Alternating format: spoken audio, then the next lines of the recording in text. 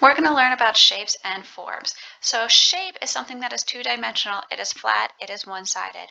Three-dimensional has multiple sides. You can hold a form if it was in front of you, or you could draw it to have the illusion of looking three-dimensional. But you can break it down further. So geometric shapes are mathematical shapes. We see them in architecture and manufactured items.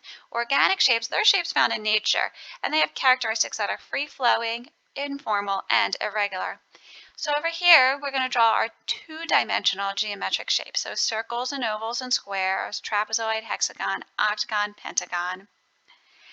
And I want you to try making three-dimensional geometric forms on this side of your paper.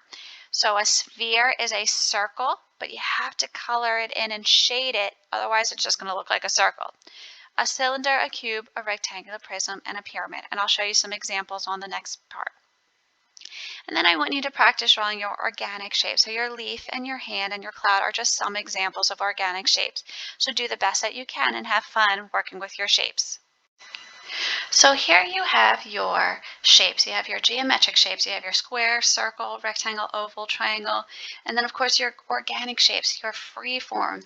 So shapes found in nature like your blob or your leaf or your cloud, anything that you find outside.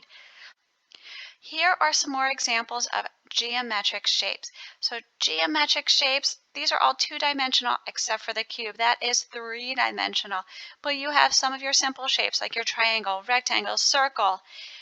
This is an oval for my younger students, or for my older students, we call it an ellipse. A pentagon has your 5 sides. Your octagon has your 8 sides. These are all different geometric shapes. And here we have organic shapes, just some examples, but there's way more out there than what I'm showing you.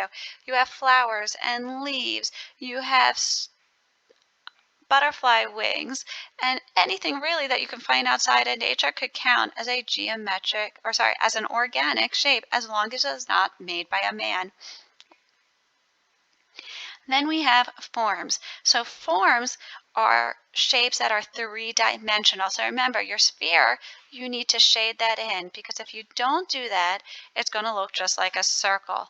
And then you have a cube and rectangular prism, cylinder, cone, square pyramid, triangular prism, triangular pyramid, triangular prism. But there are all different shapes that are geometrical forms out there, and they have to have height, width, and depth. And basically, it's the way you find your volume. So if you're in math class and you want to learn about volume, it's length times width times height.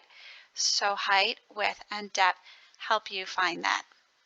And I want to show you a few more examples. If you were to look at three-dimensional forms as see-through, well, first you have your sphere, and you have to shade that in or you're going to have a circle. But you have your rectangular prism, you have your cylinder, your cone, your triangular prism, your square pyramid, your triangular pyramid. These are all different three-dimensional shapes. And if you have to count your faces, which are the sides, or your edges, thinking about them see-through really does help.